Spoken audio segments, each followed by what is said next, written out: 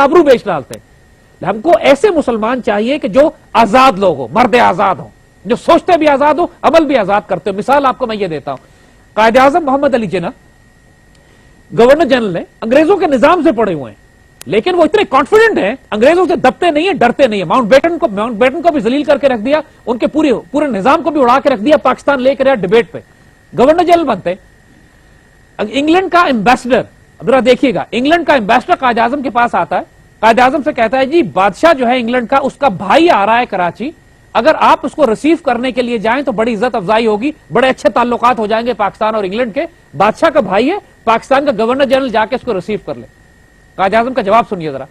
قائد اعظم کہتے ہیں مجھے کوئی اعتراض نہیں ہے بادشاہ کے بھائی کو ریسیو کرنے میں ایئرپورٹ جا کے, شرط یہ ہے کہ جب میرا بھائی جائے گا انگلینڈ تو بادشاہ ریسیو کرے گا اسے.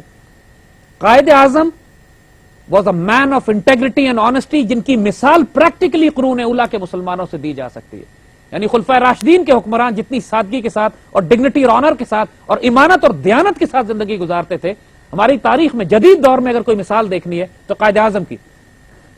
یعنی practically governor general house, governor ہیں, گورنر جنرل ہاؤس کے لیے 35 روپے کا فرنیچر آتا ہے, کرسیاں میز کرسیاں چند ایک آتی ہیں. لسٹ بلا کے دیکھتے ہیں اور دیکھتے ہیں اس میں سے ایک کرسی ہے جو محترمہ فاطمہ جناح نے اپنے استعمال کے لیے بلائی ہے. فاطمہ جناح جو بہن ہے گورنر جنرل کی, ساتھ رہتی ہے, خدمت کرتی ہیں, اور قائد اعظم اس پہ لائن لگا دیتے ہیں کہ اس کرسی کے پیسے فاطمہ جناح سے لو, مسلمانوں کے بیت المال میں سے یہ پیسے نہیں جائیں گے. آج کوئی اس کی خواب کی مثال دے سکتے ہیں؟ گورنر ہاؤس کی مثال دیکھی, یہاں پہ 400 ایکڑ کے اوپر بنا ہوا جو بادشاہ رائل گورنر وائس رائے کی طرح زندگی گزارتے ہیں ہمارے ایک ایک گورنر اور منسٹر. 40-50 لاکھ مسلمانوں نے خون کی قربانیاں دے کے ان کی عیاشیوں کے لیے یہ ملک بنایا تھا. You see the point is کہ اگر آپ بنانا چاہتے ہیں پاکستان کو تو آپ کو اقبال اور قائد اعظم کا پاکستان چاہیے.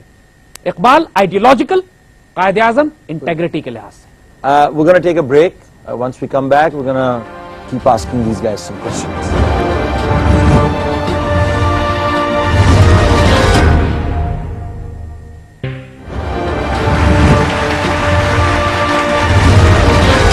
السلام علیکم and welcome back to Iqbal کا پاکستان. آپ نے اس سے پہلے حکیم صاحب کی ایک یہ باتیں سنی ہیں. I think most of these guys are very very taken aback just like I'm on all the shows. مجھے تھوڑا سا اختلاف ہے آپ کی بات سے. جب مشرف ڈنڈا لے کر آتا ہے تو آپ اس کو بھی نہیں مانتے, ٹھیک ہے. جب مولانا فضل الرحمان اور جو مولانا زین جو بڑے اسلامی ہیں اور وہ 5 وقت کی نماز پڑھتے ہیں وہ آتے ہیں تو ہم کہتے ہیں جی یہ بھی ٹھیک نہیں ہے. اس کے بعد جب ماڈرن تھاٹ لے کے ذوالفقار علی بھٹو آتا ہے یا بے نظیر بھٹو آتی ہے یا آپ سو کالڈ زرداری اور آگے آکسفورڈ سے پڑھا ہوا بلاول آئے گا تو آپ اس کو بھی نہیں مانتے. ہو از دا ون, کون ہوگا آپ میں سے کوئی نکلے گا؟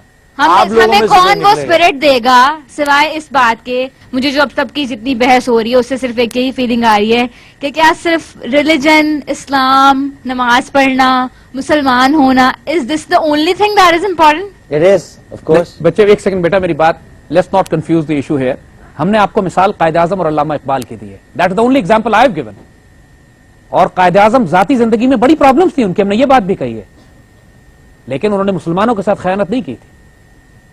ہم بات اس وقت یہ کر رہے ہیں کہ ہمیں وہ حکمران چاہیے, وہ ایم این ایز اور ایم پی ایس چاہیے, وہ لوگ چاہیے جو مسلمانوں کے ساتھ خیانت نہ کرتے. بہت سے لوگ ہیں کراچی کی سائڈ پہ یا سندھ کی سائڈ پہ جو یہ سمجھتے ہیں کہ قائد اعظم نے ان کے ساتھ بہت خیانت کی, تو ان کے بارے میں آپ کیا کہیں گے؟ اس طرح تو جو بھی بندہ یہ آپ نہیں بول رہی, دیکھیں یہ آپ نہیں بول رہی, یہ آپ کی کنڈیشننگ بول رہی. یہ جو زہر آپ کو اتنے سالوں سے آپ کے اندر بھرا جا رہا ہے, یہ that's happening through media.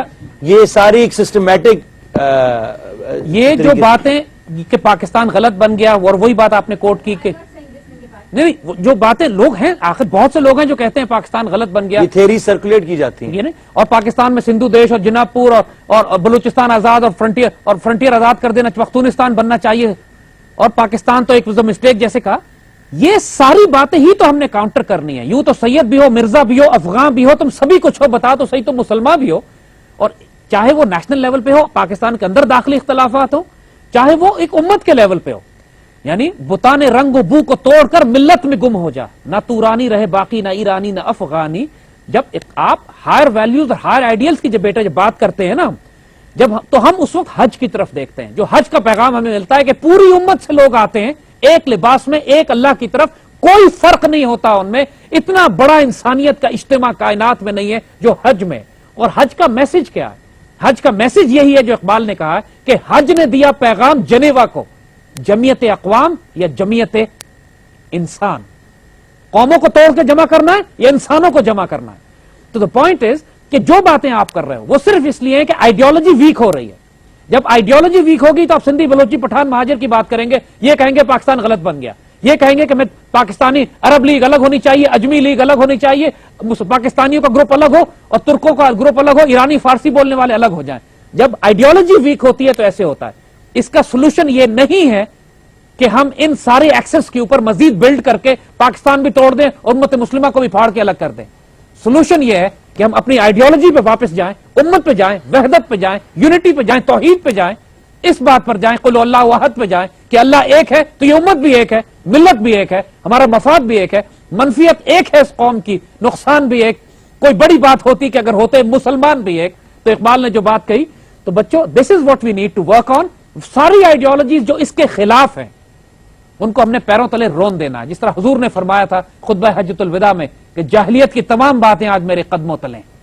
تو ہم بھی آج یہ کہتے ہیں کہ عصبیت، صوبائیت، لسانیت، فرقہ واریت اور یہ قومیت اور نیشنلزم کو جو امت کو توڑتی ہے، آج اللہ کے فضل سے ہم اس کو اپنے قدموں تلے رونتے ہیں. We'll build Iqbal Pakistan, we'll build the Pakistan of Quaid-e-Azam انشاءاللہ. My question is very simple اور کوئی کنٹروورشل اس میں نہیں ہے. پہلی بات تو ٹو نیشن تھیوری پہ پاکستان ان کی بیس کیا کہ جی ہم ایک لینڈ لیں گے جس میں ہندو اور مسلم نہیں اکٹھے رہ سکتے تو دے مسٹ بی سیپریٹڈ. صحیح ہے، یہاں تک ہم لوگ ڈن ہیں.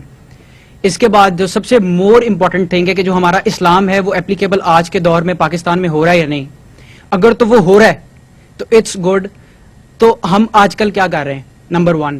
نمبر 2, اگر وہ نہیں ہو رہا تو ہمیں کون سا ایسا آلٹرنیٹ سولوشن لانا چاہیے جو آج کل کے اکنامک ویلیوز، آج کل کی سوشل ویلیوز، پولیٹیکل ویلیوز اور ان سب کو لے کے آئے. بیکاز آر اسلام اسٹل جو سود کی ڈیفینیشن ہے، you all know well, high court میں ابھی تک پینڈنگ ہے کہ جی سود کی کیا ڈیفینیشن ہے. نمبر 1. اینڈ نمبر 2 از کہ ہمارا جو اسلام ہے وہ اتنا زیادہ ماڈرنائز نہیں ہوا کہ وہ آج کے دور میں ایڈجسٹ کرے.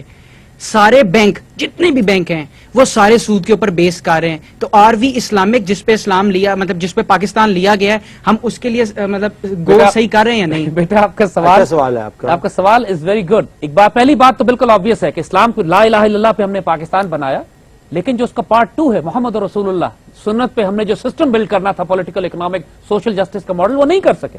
قائد اعظم نے جو 1948 میں آخری تقریر کی تھی اسٹیٹ بینک کے افتتاح کے موقع پر، اس وقت بھی انہوں نے یہی کہا تھا کہ مغرب کے سود کے نظام نے دنیا کو تباہ کر دیا، اور اب دنیا کو بچانے کا، انسانوں کو بچانے کا ایک ہی طریقہ ہے کہ اسلام کے اکنامک ماڈل پہ، اسلام کے سوشل جسٹس کے پرنسپلز پہ ہم ایک معاشرہ قائم کریں جس کی بنیاد اسٹیٹ بینک رکھے گا. وہ ہم نہیں اچیو کر سکے. جہاں تک سود کی ڈیفینیشن کی آپ بات کر رہے ہیں، صرف سود ہی نہیں ہے، اکنامک ماڈل کی ہم صرف نہیں بات کر رہے، ہمارا سیاسی ماڈل بھی ان سے آیا ہوا ہے. جس جمہوریت کی ہم بات کرتے ہیں، جو اصطلاحیں آپ یوز کرتے ہیں، سینٹ، پارلیمنٹ، سینیٹر، یہ ساری رومن اصطلاحیں ہیں، گریک اصطلاحیں ہیں جو آج سے 3000 سال پہلے پلیٹو نے اپنی کتاب ریپبلک میں لکھی تھی. جو ساری ان کا دماغ اتنا غلام ہے کہ یہ اپنی قرون اولیٰ کی اور خلافت راشدہ کی اور اسلامک ہسٹری کی اصطلاحوں کو بھی نہیں استعمال کر سکتے. ہمارا جو ایجوکیشن سسٹم ہے مکولے کا بنایا ہوا ہے، ہمارا جو پولیس کا نظام ہے وہ 1860 کا دیا ہوا ہے، ہمارا جو جوڈیشل سسٹم ہے 1860 میں لاہور ہائی کورٹ بنی تھی آپ کی. Lahore high court was made in 1860 جب ایسٹ انڈیا کمپنی نے وار آف انڈیپینڈنس کو ڈکلیئر کرتا. وہی عمارت آج بھی کھڑی ہوئی ہے، وہی قانون، وہی کتابیں. لاہور ہائی کورٹ میں چلے جائیے تو اسی کمبخت گورے جج کی تصویر لگی ہوئی ہے آج تک، کہ جو اس غلام قوم کو غلام بنانے کے لیے آیا تھا. اس کو آج بھی عزت کی نگاہ سے وہاں دیکھا جاتا ہے. کیا اس سے 1000 سال پہلے ہمارے پاس کوئی جوڈیشل سسٹم نہیں تھا، کوئی اکنامک سوشل پولیٹیکل ماڈل نہیں تھا؟ آج بھی جو زمینوں کا ڈسٹریبیوشن کا نیٹورک نظام ہے، جو زمینوں کو ڈسٹریبیوٹ کرتے ہیں، جو پراپرٹی لینڈ ڈسٹریبیوٹ ہوتی ہے پوری دنیا میں، جو پٹواری جس نظام کو مینٹین کرتا ہے، 100% سارا نظام مغلوں کا بنایا ہوا ہے. وہ اتنا پرفیکٹ نظام تھا کہ انگریزوں نے بھی چینج نہیں کیا اس کو. وہی زبان، وہی لینگویج، پورے ہندوستان کے اندر جو لینڈ ریفارمز ہیں، زمینوں کا تقسیم ہے، وہ پٹواریوں کے پاس کا، مغلوں کا ہے سارا. وہ ہمارے پاس کوئی جوڈیشل سسٹم نہیں تھا، کوئی پولیٹیکل اکنامک ماڈل نہیں تھا. 1000 سال ہم نے ایسی حکومت کر لی انڈیا میں اور پوری دنیا میں. یہاں پہ یہ فرق ہوتا ہے کہ ہم نہیں اچیو کر سکے، اس کو ہم نے اچیو کرنا ہے. Everything has to be reform. We're going to take a break. Once we come back, we're going to keep asking these guys some questions.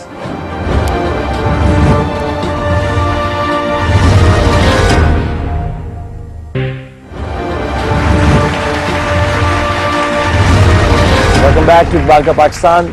The revolution is on. the television, and we have the audience